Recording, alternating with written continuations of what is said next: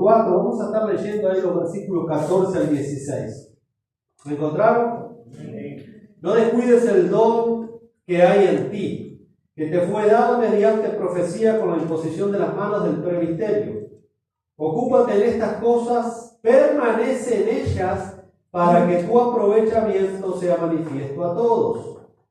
Ten cuidado de ti mismo y de la doctrina, persiste en ello, pues haciendo esto te salvarás a ti mismo y a los que te oyeren. ¿Saben que una de las reglas de hermenéutica cuando uno está preparando un mensaje, un sermón, es hacerle preguntas al texto?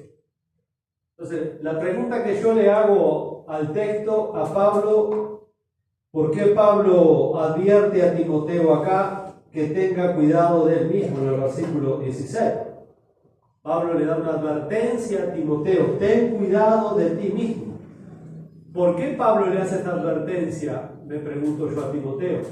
Bueno, le da esa advertencia porque hay una posibilidad. Cada vez que hay una advertencia, porque algo puede ser posible. En este caso podía ser posible que si Timoteo descuidaba su corazón, si Timoteo descuidaba su condición espiritual, si Timoteo descuidaba las cosas que Pablo le manda que haga, lo que se conoce como disciplinas espirituales, no lo leímos, pero en el versículo 13, por ejemplo, Pablo le instruye a Timoteo: ninguno tenga, no es el 12, el 13, entre tanto que voy, ocúpate de la lectura, la exhortación y la enseñanza. La lectura, la exhortación y la enseñanza. Hermanos, todos sabemos cuando nosotros nos convertimos a Cristo, conocemos de Cristo nuestro Señor, nuestro Salvador, es mediante la fe. Y no solamente necesitamos la fe para creer en Cristo, necesitamos la fe todos los días de nuestra vida hasta que partamos a la presencia del Señor, porque sin fe es imposible agradar a Dios. Entonces se nos ha dado la fe como un regalo para creer en Cristo, pero también se nos da la fe como un fruto del Espíritu Santo, para que nosotros podamos vivir el resto de la vida que Dios nos dé. Se vive por fe aquí. Ahora, la fe es mucho más que tener un credo. Mucha gente tiene un credo religioso y muchas veces ese credo está correcto, pero la fe es mucho más que tener un conocimiento correcto. La fe es una forma de vida. La fe es cultivar obediencia, la fe es cultivar relación con Dios, la fe es participar activamente en la comunión, la fe es participar activamente en los mandamientos del Señor. La fe se vive, la fe no se dice, la fe se vive. Por eso nosotros tenemos que cuidar de nuestra fe. Por eso Pablo le da, por ejemplo, a los filipenses, así ahí en el capítulo 2, versículo 12, una advertencia también. Dice que se ocupen de vuestra salvación con temor y temblor. Entonces cabe la oportunidad, mis hermanos, de descuidarnos espiritualmente. Por eso Pablo le da esa advertencia a Timoteo. ¿Qué es lo que le dice Pablo? Ten cuidado de ti mismo. Es cierto, Timoteo, hay falsos maestros, siempre los hubo, lo va a haber. Es cierto, Timoteo, en la iglesia pasan cosas, el enemigo ataca a la iglesia, pero una cosa son las cosas externas a nosotros, que nadie las puede controlar. Sí, Dios las controla porque Él es soberano. Lo que puede hacer tambalear mi fe externamente, que yo no tengo control de lo externo, pero una cosa cuando eso está en mi interior. Yo sí tengo el poder dado por el Espíritu Santo de controlar lo que pasa en mi interior, de hacer morir lo terrenal en mi vida, cosa que el apóstol Pablo manda, de despojarme del viejo hombre que está viciado, de no proveer para los deseos de la carne, de poner la mira en las cosas de arriba, en hacer la voluntad de Dios. Esas son cosas que compete a cada uno de nosotros. Lo externo yo no lo puedo controlar, lo controla Dios, es soberano. Pero lo interno sí, mis hermanos. ¿Saben que el enemigo número uno de esta iglesia soy yo? No es el hermano fulano sultano. El enemigo número uno de su fe, de su vida espiritual, de la congregación, es usted mismo. Cada uno de nosotros tiene que hacer caso a esta advertencia que la palabra de Dios nos hace, de tener cuidado de uno mismo. Por eso es que Pablo le da esa advertencia muy seria y severa a Timoteo, de tener cuidado de uno mismo. Y si bien nuestra fe tiene que ser probada en el transcurso de nuestra existencia, la fe tiene que ser probada para ser aprobada. La fe tiene que ser probada para ser fortalecida, para que la fe se vaya santificando, para que la fe se vaya robusteciendo. Y vamos a tener diferentes pruebas, diferentes tribulaciones a medida que nosotros vayamos caminando con el Señor, pero eso nos va ayudando a madurar, a crecer, a confiar más en el Señor, a no confiar tanto en las circunstancias, a no confiar tanto en nuestras fuerzas, en nuestros débiles recursos, sino en la gracia de Dios que es suficiente para todo esto. Y la Biblia nos dice claramente que nuestra fe debe de ser probada. Si nosotros vamos a las cartas del apóstol Pedro, por ejemplo, habla mucho ahí de que así como el oro es probado con fuego, así nuestra fe tiene que ser probada también. Pero Pablo acá le está escribiendo a Timoteo que debe de tener cuidado de él mismo. ¿Por qué? Bueno, porque muchas veces nuestra fe puede entrar en una crisis. Nuestra fe puede experimentar una crisis. Y esa crisis hasta puede llegar a destruirnos, hermanos, destruir nuestra relación con el Señor. Tenemos que tener cuidado. Miren lo que ya Pablo, por ejemplo, le dice ahí en el capítulo 1, versículo 1 del capítulo 4 de Timoteo. Pero el Espíritu dice claramente que en los postreros tiempos algunos apostatarán de la fe, escuchando espíritus engañadores y doctrinas de demonios. Muchos que eran creyentes, profesantes, simplemente iban a abandonar la fe. Esos iban a creer doctrinas de demonios, como dice Pablo, ahí ya no iban a creer el Evangelio, ya no iban a creer la doctrina apostólica. Se iban, y ese es el perfil del apóstata, aquel que abandona la fe. Pero sin embargo, también ahí en el capítulo 1, versículo 19, muchos creyentes habían naufragado en cuanto a la fe. Y Pablo da dos nombres ahí. Dice, manteniendo la fe y la buena conciencia, desechando la cual naufragaron en cuanto a la fe algunos. Naufragaron en cuanto a la fe algunos. Y Pablo dice, de los cuales son Himeneo y Alejandro, que estos eran creyentes de la iglesia en Éfeso, y dice, a los cuales entregué a Satanás para que aprendan a no blasfemar. Y luego encontramos la advertencia de Pablo a Timoteo, la exhortación de Pablo a Timoteo: ten cuidado de ti mismo, de la doctrina, de lo que se enseña, de lo que estás creyendo. No te dejes embaucar por otras cosas novedosas, por cosas que nunca Pablo había enseñado, que nunca Timoteo había escuchado del apóstol Pablo. Por eso Pedro dice ahí en 1 Pedro 6, por lo cual vosotros os alegráis, aunque ahora por un poco de tiempo, si es necesario, tengáis que ser afligidos en diversas pruebas, para que sometida a prueba vuestra fe, más preciosa que el oro, sea hallada en alabanza, gloria y honra. Es decir, tener una fe aprobada. 1 Pedro capítulo 6, versículos 6 al 7, si después quiere leer ese pasaje. Lo cierto es que si nosotros leemos la Biblia, hermano, aún los héroes de la fe, como se le denomina a las personas que están en Hebreos capítulo 12, por ejemplo, Abraham, por ejemplo, Noé, Moisés, que están allí en Hebreos 11, como los héroes de la fe, ¿quién de ellos no sufrió en un determinado tiempo una crisis de fe? ¿Quién de ellos no dudó? ¿Quién de ellos no estuvo tentado? ¿Quién de ellos, el caso de Elías, por ejemplo, que salió corriendo desesperado, con su ánimo por el piso, y pidió hasta que el Señor le sacara la vida? Moisés, lo mismo. Job también fue probado de una manera tremenda. Sin embargo, ellos se perfeccionaron a través de esa tremenda crisis de fe. Fueron hombres que Dios de alguna manera extraordinaria usó y quedaron allí registrados como los héroes de la fe. Pero sin embargo también vemos otros en la Biblia que no le fue tan bien en la crisis de la fe. No le fue tan bien. Y uno de ellos que llama tremendamente la atención fue el rey Salomón. Recuerde la exhortación que Pablo le hace a Timoteo: ten cuidado de ti mismo. Timoteo dice que había recibido ese llamado de Dios por la imposición de las manos del presbiterio, es decir, del grupo de ancianos de la congregación. Inclusive Pablo, como apóstol, había recibido grandes direcciones, había recibido el llamamiento de Dios para servirles en la obra, tenía un llamado genuino de Dios, pero siempre está el viejo. No hay ninguna duda que Salomón fue un hombre llamado por Dios, que Salomón amó a Dios, que Salomón se le dio tremendas bendiciones, pero Salomón no tuvo cuidado de él mismo. Y después pasó el tiempo y su vida empezó a ir en decadencia espiritual, entró en una gran crisis de fe.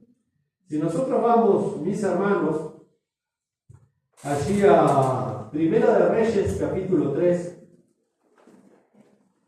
vamos a ver en la vida de este creyente, Salomón, por no hacer caso a las advertencias que están en las Escrituras. Por algo están los semáforos cuando hay luz roja. A mí no me pasa nada. Yo voy a decir, pero está la luz roja, el semáforo está advirtiendo. Corres peligro de muerte si cruzas un semáforo. Sí, no pasa nada. Estoy viendo la señal, pero no pasa nada. Bueno, el semáforo espiritual siempre está. Luz verde, luz amarilla, luz roja. Tenemos que aprenderlo a ver y a discernir. Salomón lo sabía muy bien, pero sin embargo no empezó a hacer caso a las señales. No empezó a hacer caso y se empezó a hundir en una crisis de fe tremenda. Hermano, miren lo que dice Primera de Reyes, capítulo 3, versículo 3, para que quede claro el ejemplo del rey Salomón. Dice versículo 3 de Primera de Reyes 3. Mas Salomón amó a Jehová andando los estatutos de su padre David. Mas Salomón amó a Jehová andando los estatutos de su padre David. Recuerde este texto.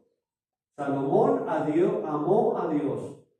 Salomón era temeroso de Dios. Salomón conocía como nadie, había sido instruido de muy pequeño y conocía muy bien las leyes, los decretos, la historia de su pueblo. Había visto la devoción de su padre David. Sí, su padre David metió la pata como todos nosotros, pero él había visto la devoción de su padre David. Él se había criado con un padre que era temeroso de Dios. Me imagino, Salomón en su niñez se habrá escuchado a David componer salmos, se habrá escuchado a su padre cantarle salmos a Dios. Y acá se nos dice claramente que Salomón amó a Jehová. O sea que Salomón era un verdadero creyente. Salomón era un verdadero creyente, por lo que nos va a empezar a revelar la palabra de Dios. Salomón había sido bendecido con todo lo que una vida de servicio a Dios tenía para ofrecerle. En primer lugar, una herencia piadosa, porque era hijo nada más y nada menos que del rey David, un hombre conforme al corazón de Dios. Había nacido entonces en una casa de creyentes. Él conocía a Dios, él se había criado en ese entorno de una vida piadosa, una vida que adoraba al Señor en su familia. Él había tenido en cierta época de su vida, en su juventud, cuando ya David estaba a punto de morir, el sucesor era Salomón. Y Dios se le aparece a Salomón de una manera sobrenatural. O sea que Salomón tuvo un llamado de Dios, directamente de Dios. Y esto lo vemos un poquito más adelante allí, en el versículo 5 de Primera de Reyes, capítulo 3. El 3 fue el que leímos, en el versículo 5. El 3 dice que Salomón amó a Jehová. El 5 dice, y se le apareció, no dice que se le apareció Satanás a Salomón, se le apareció Jehová, se le apareció Dios verdadero a Salomón. En Gabaón una noche en sueño, y le dijo, pide lo que quieras que yo te lo daré. Mire, vemos la gracia de Dios en la vida de este creyente. Vemos la manifestación de la gracia de Dios en la vida de Salomón. Cómo Dios se le manifiesta de una manera impresionante. Pero no fue la primera vez que se le apareció de una manera sobrenatural, sino la Biblia registra por lo menos en 2 ocasiones que Dios se le manifiesta a Salomón de una manera sobrenatural. La otra está en el capítulo 9, allí si quiere podemos ir y leer. Capítulo 9, del versículo 1 al 9 vamos a leer, donde se nos dice que Dios mismo se le manifiesta por segunda vez a Salomón. Vamos a leer acá del versículo 1 al 9. Dice, cuando Salomón hubo terminado la obra de la casa de Jehová, ¿se acuerdan que Salomón hizo ese tremendo templo que fue también una obra arquitectónica de asombro para la época? ¿Se acuerdan que David se había propuesto hacer una casa para el Señor? Pero como David había sido un hombre de guerra, un varón que siempre había andado en guerra, había derramado mucha sangre, el Señor le dice que no, que iba a construir ese templo era su hijo, Salomón. Y Salomón lleva a cabo ese fastuoso templo. Dice que había terminado entonces y la casa real y todo lo que Salomón quiso hacer. Y todo lo que Salomón quiso hacer. Jehová apareció a Salomón la segunda vez. Jehová apareció a Salomón la segunda vez como le había aparecido en Gabaón. Y le dijo, Jehová, yo he oído tu oración. Así que vemos que la Biblia dice que Salomón amaba a Jehová. La Biblia dice que Salomón oraba al Señor. La Biblia dice que el Señor escuchaba a Salomón. Era un creyente verdadero, ¿verdad? No cabe duda. Era un creyente verdadero, Salomón. Porque acá dice que el Señor le responde a Salomón. Así que Salomón oraba, tenía comunión. Dios le escuchaba. Dios le concedía las cosas a Salomón. Y dice, y le dijo Jehová, yo he oído tu oración y tu ruego que has hecho en mi presencia. Yo he santificado esta casa que tú has edificado para poner mi nombre en ella para siempre. Y en ella estarán mis ojos y mi corazón todos los días. Y si tú anduvieses delante de mí, advertencia, ¿por qué? Porque hay posibilidades, como le decía hoy, que no anduviera delante de él como Dios quisiera que anduviera. Y si anduvieras delante de mí, como anduvo David tu padre, y eso que David el padre metió muchas veces la pata, pobre David, pero siempre se humilló y siempre reconoció, siempre fue humilde, cosa que Salomón después no. Pero David siempre que se equivocó, siempre fue humilde, siempre reconoció sus pecados, su debilidad, y siempre halló gracia delante de Dios. Por eso le dice, y si tú anduvieres delante de mí como anduvo David tu padre, en integridad de corazón y en equidad, haciendo todas las cosas que yo te he mandado y guardando mis estatutos y mis decretos. Por eso Pablo le dice a Timoteo, mientras que yo voy, ocúpate en la lectura, en la enseñanza, en la exhortación. Timoteo sabía lo que tenía que hacer. Todos nosotros sabemos lo que tenemos que hacer como creyentes. El problema es si lo hacemos o no lo hacemos y por cuánto tiempo lo hacemos.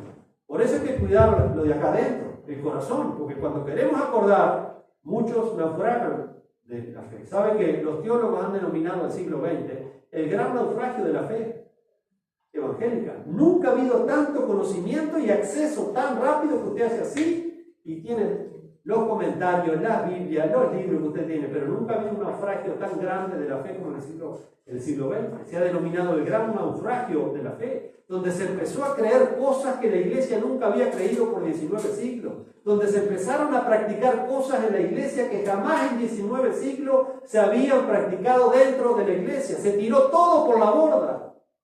Después de tanto conocimiento, después de tanta iluminación, después de tanta bendición, por no cuidar el corazón, por no tener cuidado de nosotros mismos. Cuando queremos acordar, andamos en cualquier cosa.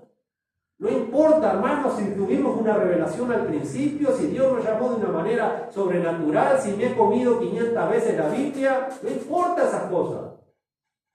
Ten cuidado de ti mismo.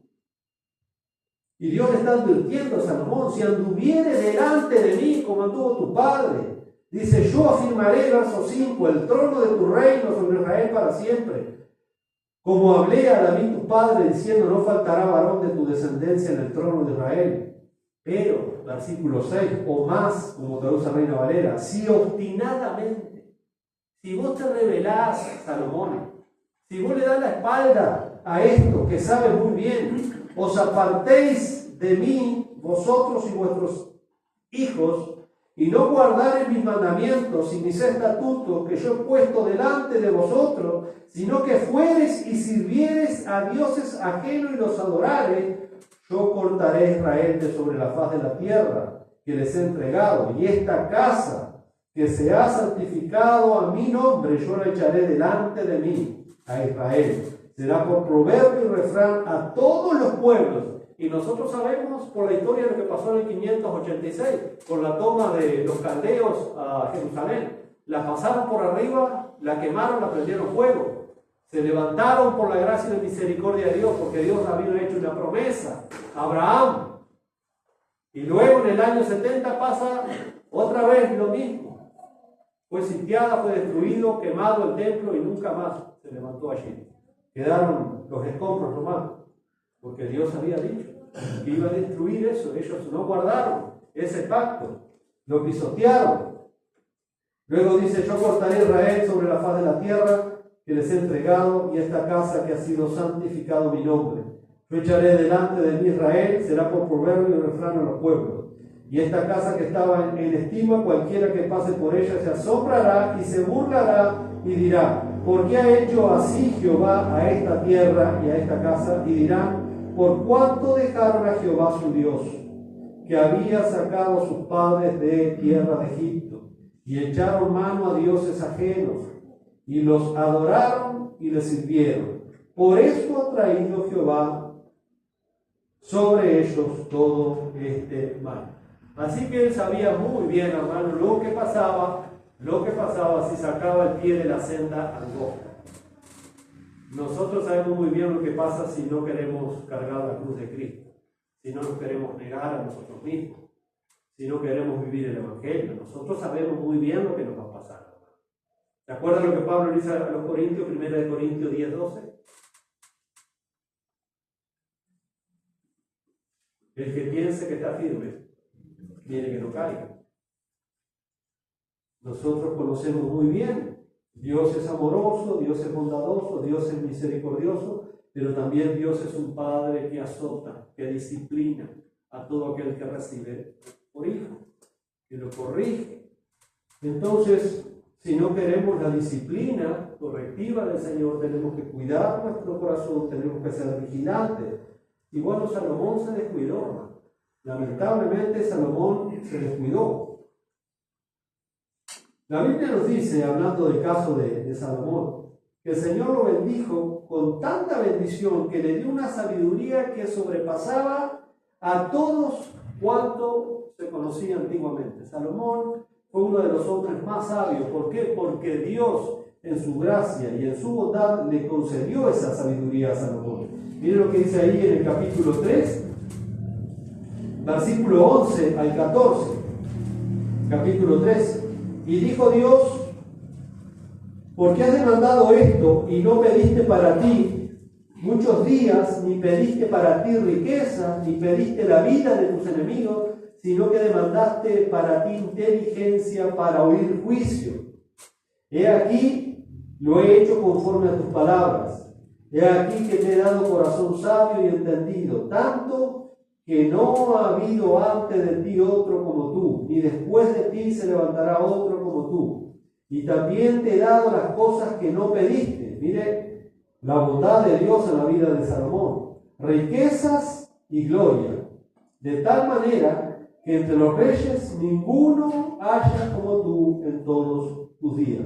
Y si anduvieres en mis caminos, guardando mis estatutos y mis mandamientos, como anduvo David tu padre, yo alargaré tus días.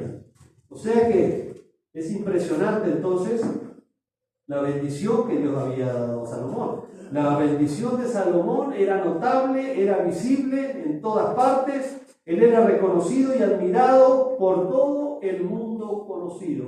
Salomón tuvo una fama que muy pocos han tenido. Miren el capítulo 4 allí, por ejemplo, hermano, versículo 29 y 31 del capítulo 4 de Primera Reyes, se nos dice: y Dios dio a Salomón sabiduría y prudencia muy grande, y anchura de corazón, como la arena que está a orilla del mar. Luego dice: era mayor la sabiduría de Salomón que las de todos los orientales y que toda la sabiduría de los egipcios. Aún fue más sabio que todos los hombres, más que Tal, Esraíta y Quemán, Calcol y Darda, hijos de Maol, y fue conocido entre todas las naciones de alrededor. Mire qué impresionante la fama que tenía el rey Salomón. Y luego en el versículo 34, dice ahí: y para oír la sabiduría de Salomón venían de todos los pueblos y de todos los reyes de la tierra, donde había llegado la fama de su sabiduría. Así que había extendido las fronteras de Israel. Luego Salomón construye aquel majestuoso templo al Señor, que también fue una obra arquitectónica en la antigüedad, que sobrepasaba todas las otras. Y adicionalmente, Salomón también se nos dice ahí en ese capítulo 4, en el versículo 32 y 33, que escribió miles de proverbios, de canciones, de poemas, tratados científicos. Un hombre brillante, todo lo que hizo con la sabiduría que Dios le dio. Mira ahí el versículo 32 del capítulo 4 y 33. Dice, versículo 32, y compuso 3.000 proverbios, y sus cantares fueron 5.000. fueron 1005. Y luego dice el 33, también disertó sobre los árboles, así que el hombre era ingeniero forestal, por lo que se ve, desde el cedro del Líbano hasta el hisopo que nace en la pared. Asimismo disertó sobre los animales, es decir, sobre la zoología, sobre las aves, la ornitología, sobre los reptiles y sobre los peces. Miren los tratados de ciencia que escribió Salomón. Aparte de la historia secular, yo no sé hasta dónde será cierto o no, pero dice que Salomón escribió tantas cosas. Aún hay libros apócrifos, se llama así porque no se sabe si realmente fueron escritos por Salomón o no, pero es impresionante la capacidad que este hombre tenía. Acá la Biblia nos dice que había escrito tratados de ciencia para la época. Miren la luz que Dios le había dado, la sabiduría que Dios le había dado a este hombre. Por eso dice en el verso 34 que lo leímos, que para oír la sabiduría de Salomón venían de todos los pueblos. Todos los pueblos.